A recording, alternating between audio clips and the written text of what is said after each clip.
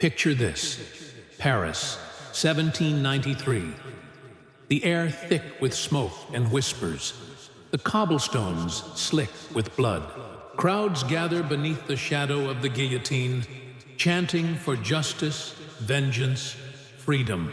But behind those cries lies something else: manipulation, betrayal, and power disguised as revolution. As each blade falls, so does another truth, silenced before it can speak. What if the French Revolution wasn't the people's victory, but their greatest deception? The French Revolution is remembered as the dawn of liberty, a time when common people rose against tyranny, tearing down the monarchy and proclaiming equality for all. From the storming of the Bastille to the fall of King Louis XVI, it stands as a symbol of courage, rebellion, and rebirth. But behind the fiery speeches and banners of freedom, another story was unfolding. One of political games, secret bargains, and hidden betrayals. As Paris burned with the promise of change, power quietly shifted hands, not from kings to citizens, but from one elite to another. The guillotine, once a symbol of justice, became a machine of control, silencing not just tyrants, but anyone who threatened the new order. Tonight, we peel back the curtain of revolution to uncover the truth few dared to whisper: that the French Revolution may not have liberated the people. It may have enslaved them to a different kind of power.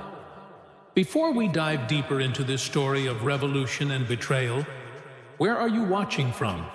And what time is it right now? Tell us in the comments below. And if you love uncovering the hidden, darker side of history, the secrets behind what we were taught, make sure to subscribe, like this video, and share your thoughts. Your curiosity keeps these forgotten truths alive. The year was 1789. The summer air in Paris carried the scent of smoke, sweat, and hunger. Crowds surged through the narrow streets, their voices echoing off stone walls as if the city itself were trembling with anger. Bread was scarce, hope even scarcer. The people had endured years of poverty, while the aristocracy dined beneath chandeliers dripping with gold. But beneath that hunger, something else was burning. An idea. Freedom. Equality. A new world born from the ashes of the old. When the Bastille fell on July 14th, the sound of the crumbling fortress was like thunder across Europe. It was not just a prison that collapsed. It was the illusion of royal power. The people believed they had seized control of their destiny. Yet, even then, behind the crowds waving tricolor flags, certain men stood in shadows, calculating, waiting for the chaos they could use. Because revolutions, like storms, can be guided if you know where to stand when the lightning strikes. Among those early revolutionaries were idealists, dreamers, and radicals, but also opportunists. The National Assembly, born in the spirit of liberty, quickly became a stage for ambition. Names like Danton, Robespierre, and Mirabeau rose like stars, each promising to defend the people while secretly building their own empires of influence. Mirabeau, the orator who moved hearts with his speeches of freedom, was later revealed to have accepted gold from the very monarchy he denounced. He died before his betrayal was exposed, but his example set the tone. The revolution was not a single cause. It was a battlefield of motives, and as the king's authority waned, a new tyranny began to take root in the name of liberty. When Louis XVI and Marie Antoinette were arrested and dragged back to Paris in 1791, the crowd cheered, believing justice was coming. Yet the truth was more tangled. The royal family's attempted escape had been deliberately mishandled. Certain revolutionaries had known of the plan and let it happen, ensuring the king would be caught and humiliated. It wasn't just about preventing escape, it was about destroying the last shred of royal dignity. The monarchy wasn't simply overthrown, it was discredited theatrically and permanently. And who benefited? the same leaders who later dominated the National Convention, consolidating control as representatives of the people. But were they truly serving the people or merely replacing one throne with another? By 1792, the revolution had turned into a fever. Streets echoed with chants of liberté, égalité, fraternité, while heads rolled in the gutters. The guillotine, once introduced as a humane reform, became an engine of fear. Each execution drew cheers, but also suspicion. Every blade that fell created a vacancy for power, and in those gaps, betrayal thrived. The Committee of Public Safety, formed to protect the revolution, began devouring its own. Anyone could be declared an enemy of the people, from priests to poets, from nobles to the very revolutionaries who started it all. The ideals of freedom and equality were twisted into a weapon of surveillance. The people were told to watch, to report, to accuse. The revolution had promised to end tyranny, but in its frenzy, it had built a new kind, one cloaked in virtue, and at the heart of that machinery stood Maximilien Robespierre. To the public, he was incorruptible, a man of principle who demanded justice for the oppressed. But behind his piercing eyes and calm demeanor lay a paradox. His pursuit of purity became its own corruption. He believed that liberty required control, that virtue demanded violence. In speeches that electrified Paris, he claimed, "Without virtue, terror is deadly. Without terror, virtue is powerless." The people listened in awe, unaware that they were surrendering their freedom to a moral tyrant. Robespierre's words were sharper than any blade, and he wielded them with precision. One by one, his rivals fell. Danton, Desmoulins, Hébert, all accused of betrayal, all silenced by the same guillotine that once symbolized justice. The revolution began eating its children. But here's the chilling part. As blood soaked the squares of Paris, money quietly changed hands. War with Austria and Prussia drained the treasury, yet certain merchants and bankers grew richer than ever. Grain shortages that sparked riots seemed to benefit speculators who held government contracts. The chaos of revolution became the perfect cover for manipulation, and many who profited most had ties to the same aristocratic families supposedly destroyed by the uprising. The guillotine fell on the nobility, yes, but the wealth of the nobility simply flowed into new hands. Some historians later uncovered secret ledgers showing payments from revolutionary committees to private financiers, ensuring that the flow of arms, food, and propaganda continued. Not for the people's survival, but for the revolution's control. The same pattern would repeat in every great upheaval after. Profit rising quietly from the rubble of ideology. Imagine the streets at that time. The sound of drums, the smell of iron and sweat, the echo of cheers turning to cries. Women stood in bread lines for hours, their feet numb from cold, while the leaders dined behind guarded doors. Spies lurked in every tavern, eavesdropping on whispers that could cost lives. Children played in courtyards where heads once rolled, and through it all, the guillotine stood tall, gleaming like a monument to both fear and faith. It wasn't just an instrument of execution, it was theater. Each drop of the blade was a performance, designed to keep the people watching, distracted, believing justice was being done while decisions were made elsewhere. Power thrives in distraction. The more blood that flowed, the less anyone noticed who truly ruled.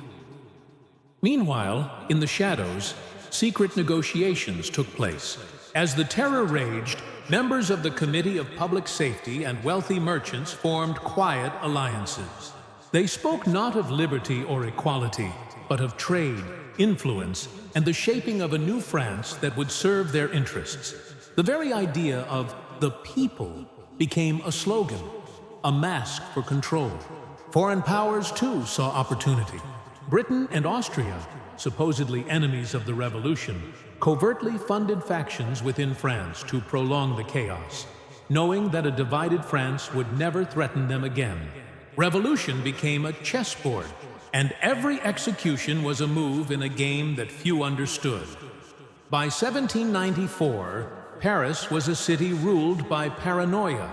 The sound of footsteps in the night could mean arrest. The flicker of candlelight could mean surveillance. Ordinary citizens spoke in code, afraid that even their shadows might betray them. The revolution that began with songs of hope now moved to the rhythm of the guillotine. And yet, the greatest betrayal was still to come. One that would end not with a cry for liberty, but with the cold silence of realization that the revolution had devoured its own soul. Robespierre stood at the height of his power, but beneath his polished speeches and steely composure, cracks were forming. The incorruptible man had become corrupted by his own reflection, blinded by the belief that only he could define purity. In his private journals, he wrote of the Republic of Virtue, where men would live as equals under the law, their morality sculpted by the state. But those same pages were filled with fear. Fear of betrayal, of enemies within, of losing the control that gave his life purpose. The revolution had started as a cry against oppression, but now it demanded absolute obedience to its ideals. And in that demand, it mirrored the monarchy it had destroyed.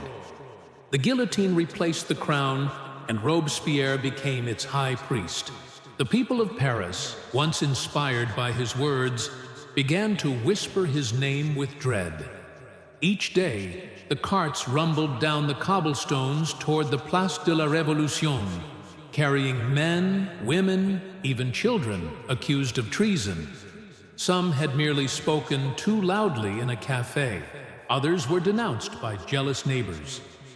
It didn't matter. The blade fell without question. And though Robespierre claimed it was all for the greater good, those who watched began to sense the hypocrisy. Freedom built on fear is not freedom at all. Yet, even as doubt spread, none dared speak openly. Because in the climate of terror, silence was survival. But the betrayal of the revolution wasn't only in its violence, it was in its manipulation. The press, once the voice of the people, had become a mouthpiece of control. Pamphlets, posters, and public decrees told citizens what to think, who to fear, and what to believe. The very tools of enlightenment, words, ideas, knowledge, had been weaponized. Newspapers printed lists of traitors to feed the paranoia, keeping the cycle of fear alive. It was psychological warfare, centuries before the term existed. Imagine walking the streets of Paris then, every wall plastered with slogans about liberty, every whisper monitored by unseen ears. Freedom became a performance, and fear the ticket price. And yet, amidst the madness, a quiet resistance was forming, not of swords or banners, but of truth.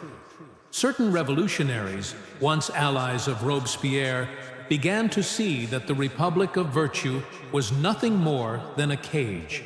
Georges Couthon, a loyal deputy, confided to a friend, "We have become the tyrants we swore to destroy." But such words were poison. To doubt Robespierre was to invite death. He had built an empire of silence. And in that silence, the revolution's spirit began to rot. What had begun as unity had splintered into factions, each accusing the other of treason, each believing themselves the true guardians of liberty. It was a nation at war with its own conscience.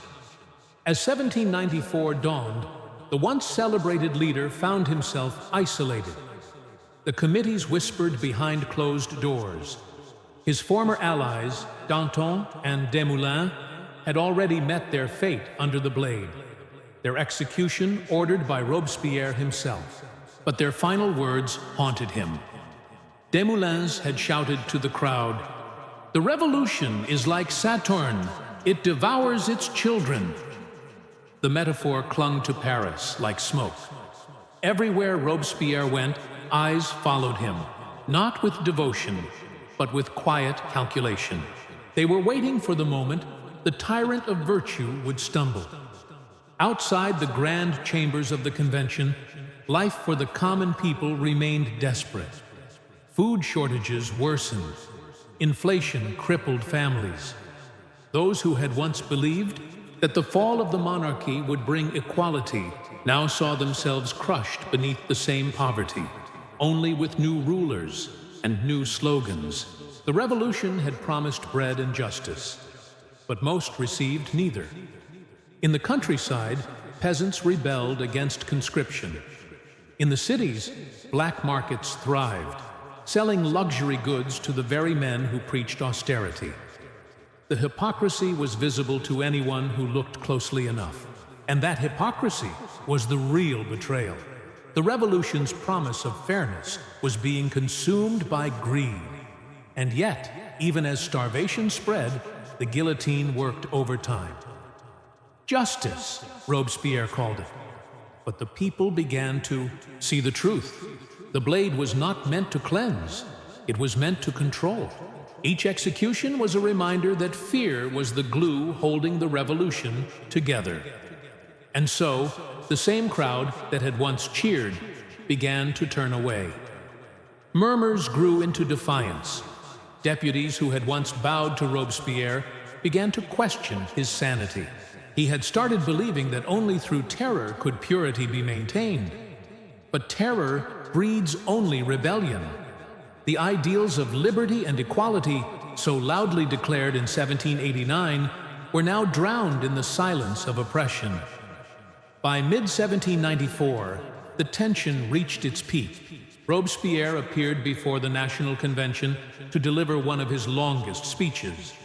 Vague, paranoid, and accusatory.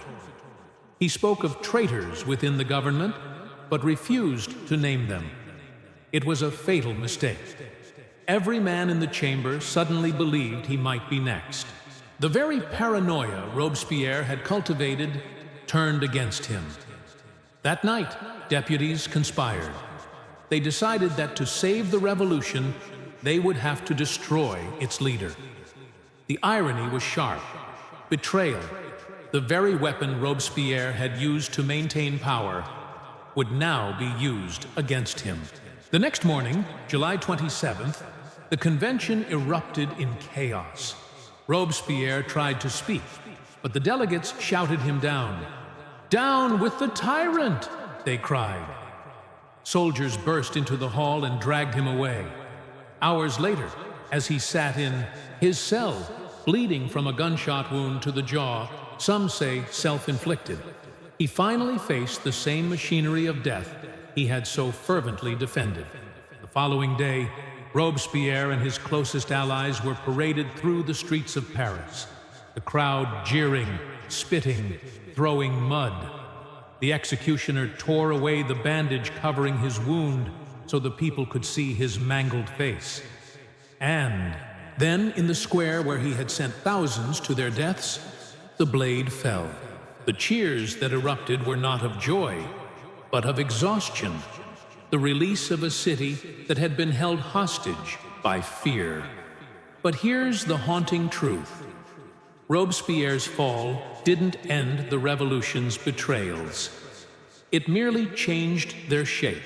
Within weeks, the same men who had condemned him began restoring the privileges they once denounced. The rich returned, disguised as Republican entrepreneurs. The poor remained voiceless.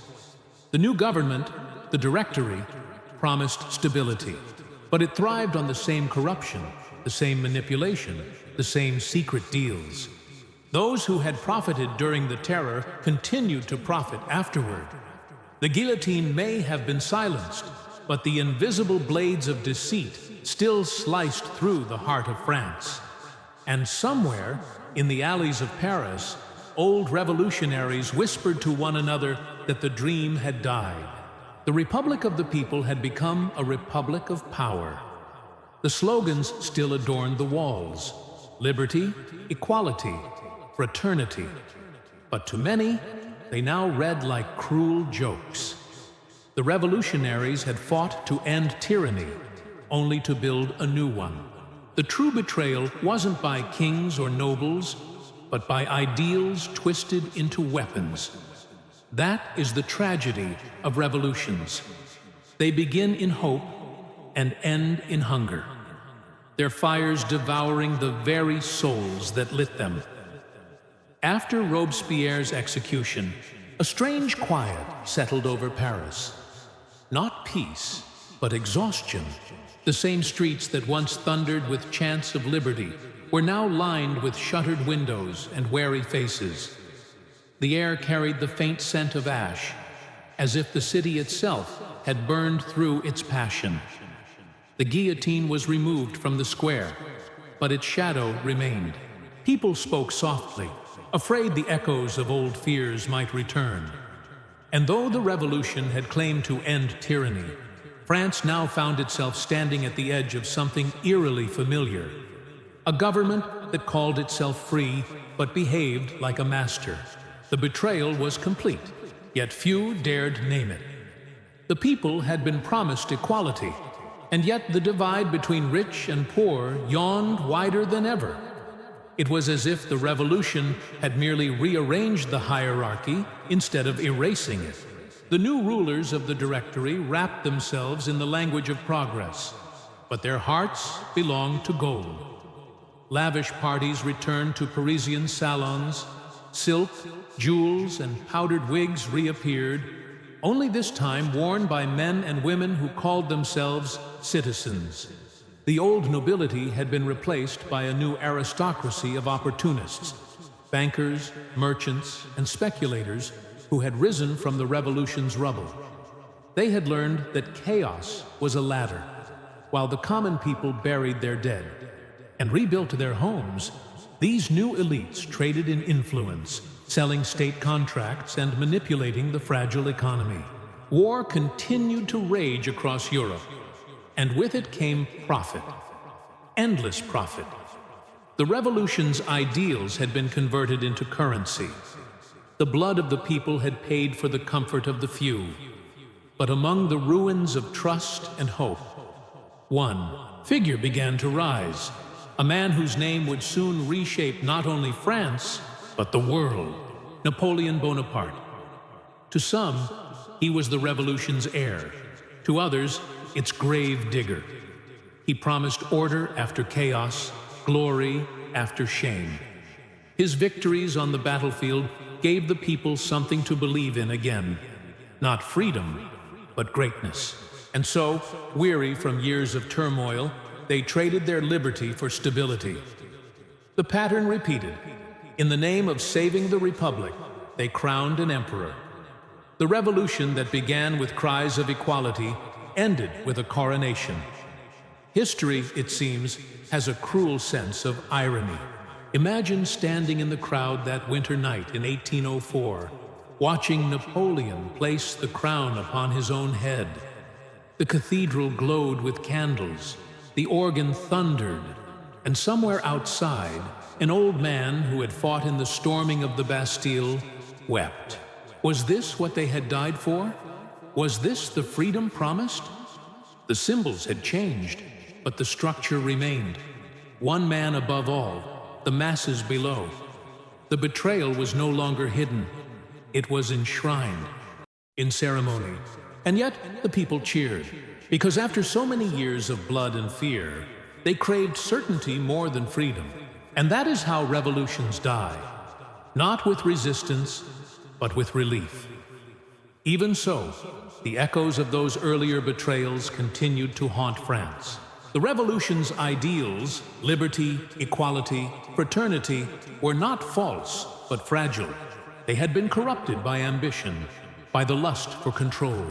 What began as a movement of hope became a theater of survival. Every act of violence justified by virtue, every betrayal disguised as justice. And in that pattern lies the real lesson of the French Revolution, that no ideology, no matter how noble, is immune to human greed. Power does not vanish when a crown falls. It simply changes hands. And those hands whether royal or revolutionary, are still capable of cruelty. But the story doesn't end in the 18th century. The revolution's shadow stretches into our time. Every generation inherits its echoes. Protests demanding justice, governments promising reform, and beneath it all, the same tension between the powerful and the powerless. Even today, revolutions erupt across the world with the same hope that burned in the hearts of those Parisian crowds. But look closely, and you'll see the same danger. The manipulation of fear, the rewriting of truth, the slow corrosion of ideals. The betrayal of the French Revolution is not ancient history. It's a mirror. The guillotine may be gone, but the machinery of control has evolved. Now it hides behind screens, slogans, and systems we're told are for our own good. Think of it. Surveillance instead of spies. Censorship disguised as protection. Wealth concentrated in fewer hands than ever before. History doesn't repeat itself. It refines itself. The ghosts of 1793 walk among us, wearing new clothes, speaking new languages, but whispering the same promises. We fight for the people, they say, while living above them. The French Revolution was not just a struggle for France. It was a warning to the future, that even the most righteous causes can be twisted when fear becomes a weapon. That freedom can vanish not through oppression, but through apathy. And yet, amidst all the betrayal, something remained unbroken. The idea, the belief that people, ordinary and flawed, could rise against injustice. That idea survived Robespierre, survived Napoleon, survived centuries of corruption. It lives in every protester who refuses to be silenced, every voice that questions authority, every generation that looks back at history and says, "Not again." The revolution's fire may have burned too fiercely, but its embers never died. They still glow. In whispers, in art, in the restless human desire to be free. So when we look back at the French Revolution, we must see it not just as a story of blood and betrayal, but as a mirror of ourselves. Because every age faces the same question that haunted those revolutionaries: how much freedom are we willing to risk for the promise of safety? The men and women who once believed in liberty watched it slip away in the name of order, a lesson as relevant now as it was then. Perhaps the true betrayal was not by Robespierre or Danton or the Directorate. Perhaps it was by humanity itself, our endless hunger for power, wrapped in the illusion of righteousness. And yet, perhaps redemption still lingers, because even in the darkest chapters of history, awareness is resistance. To remember is to fight the repetition. The guillotine may no longer cast its shadow over Paris, but in every age where truth is silenced and justice is weaponized, its echo still falls. Sharp, cold, inevitable. The revolution ended more than 2 centuries ago, but its question remains alive, pulsing quietly beneath the rhythm of every civilization that dares to call itself free. Can power ever exist without betrayal? The French Revolution began as a cry for freedom, but ended as a whisper of warning, a reminder that ideals can bleed when power takes their place. Every blade that fell beneath the Paris sky was meant to purify, but instead it exposed how fragile human virtue can be when tested by fear and ambition. The guillotine may be silent now, but its lesson still cuts deep. That the line between justice and vengeance, between liberty and control, is as thin as the edge of that blade. And as we walk through our own modern revolutions, digital, political, or personal, the same question remains: will we choose truth or the comfort of illusion? If you were moved by this story and want to explore more hidden truths buried beneath history's surface, don't forget to subscribe, hit the bell icon, and give this video a like. Share your thoughts below. What do you think the revolution truly achieved? Until next time, Stay curious, stay aware, and remember, history doesn't just tell us what happened. It warns us of what can happen again.